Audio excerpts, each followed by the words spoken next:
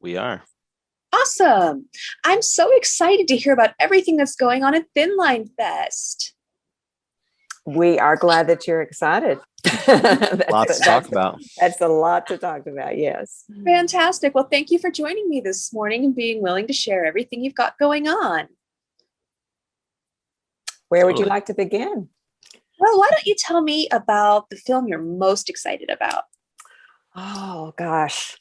I'm going to say that for me right now, the cross section of everything going on in the world and my love for education is Try Harder, which is a film that is coming out of Sundance. And we have the director, Debbie Lum, joining us from California for the Q&A.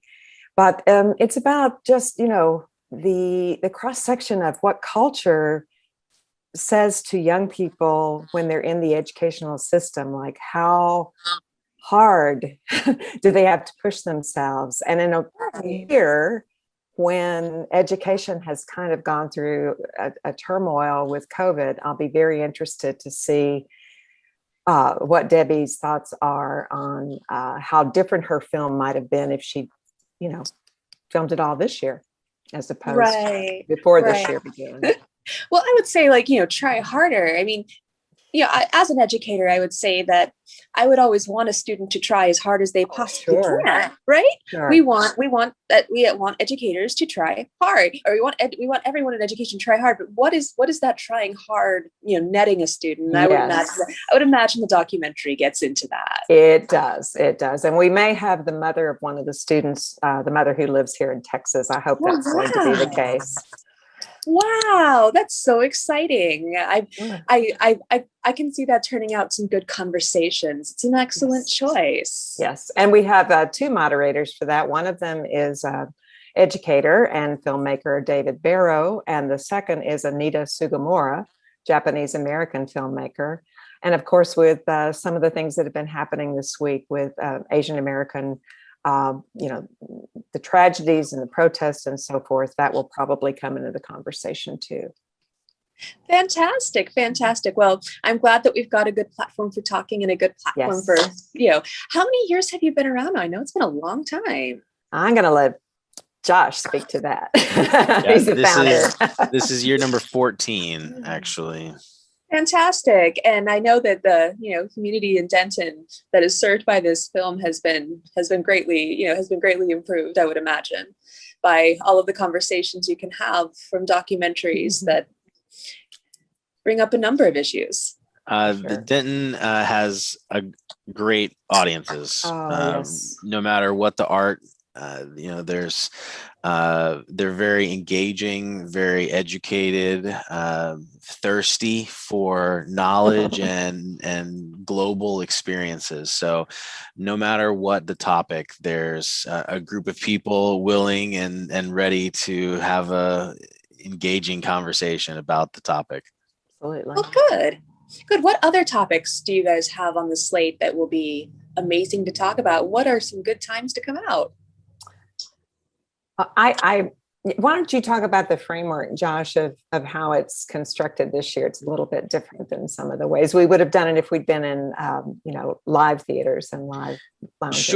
Sure. So we, if you've experienced a film festival this past year in the year of COVID, then you mostly experienced an on-demand format where you had an opportunity over a few days, maybe 10 or 11, to watch the content that was a part of that festival. It was essentially a Netflix style experience. And we have always been very focused on the live experience, and we didn't want to lose that as a part of a virtual festival. And so every single piece of content that we have as a part of this year will be streamed live. So it is a live event. You have to be there at the right time and the right location in order to watch the content. If you miss it it, then you miss it, right? If you walk into a theater 5 minutes late, you're going to miss the first 5 minutes of the movie. So Good point. the same rules apply for us in the virtual world.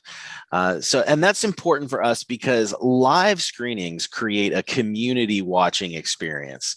Even though we're not together in person, and you might be with friends and family, but you're together with all of the virtual attendees, and everyone's watching the same movie at the same time and experiencing the same emotions together.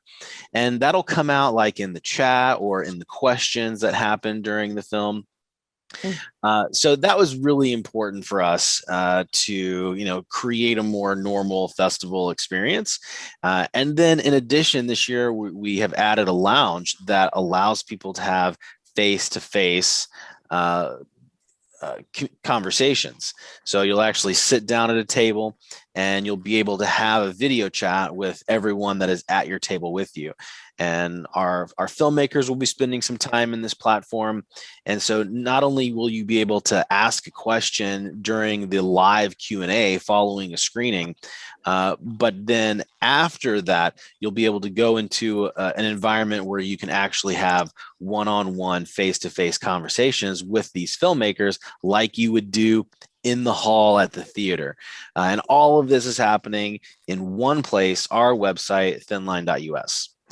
Fantastic. It's always important to have those hallway conversations. So I'm glad that they can be recreated even in this time. Awesome. So what are some titles I shouldn't miss? Oh, now it's going to put me on the spot because I'm a very big fan of all of them. But in terms of international, let me just say that we have 12 international films and 7 of them are North American premieres. That's huge because our programmer, Farad Mohammadi, personally went out and just made phone calls to distributors and filmmakers all around the world. One, I think that cinematically, see it on as big a tablet screen as you possibly can. It's called Punta Sacra. Without a doubt, in terms of where we live and the climate we live in, the film Missing in Brooks County is a hugely important film. For environmentalists, there are 2 that come to mind right off the bat. Well, 3. One is The Condor and the Eagle. And we have a Q&A that we're recording with the filmmakers in Germany today. Also, Operation Wolf Patrol, which is a world premiere of Native American activist in the woodlands of the northern United States that is an advocate for protecting wolves, and not just wolves, but actually the dogs that are sent out to sometimes track the wolves. And he's as interested in what happens to those dogs as he is the wolves. So that film, Operation Wolf Patrol, was directed by a University of North Texas graduate, Joe Brown, who lives in Denver, Colorado. Wow, so many excellent ties to so many excellent conversations. Yes. Great. Well, thank you both for joining me today. Is there anything else you guys would like to add? What about the music, Josh? I'm ready to dance. Ooh. Yeah. So Thin Line is in an interesting position because this is actually our second go around at a virtual event. And so the first one, our festival has kind of landed right at the beginning and, kind of the end of this global pandemic.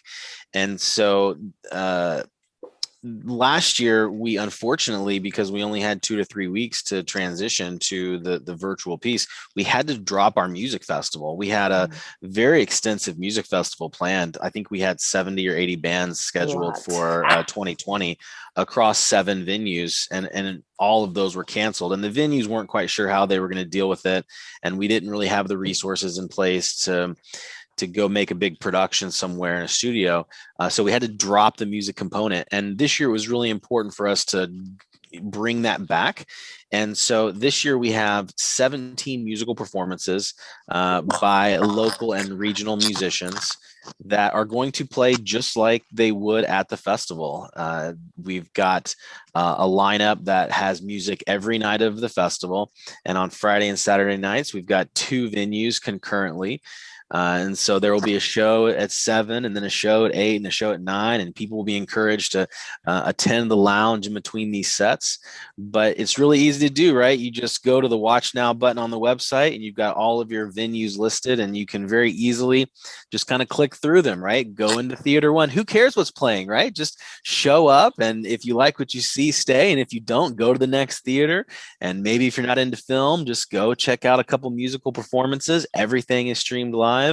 Have some one-on-one conversations with other attendees. And of course, this is all for free.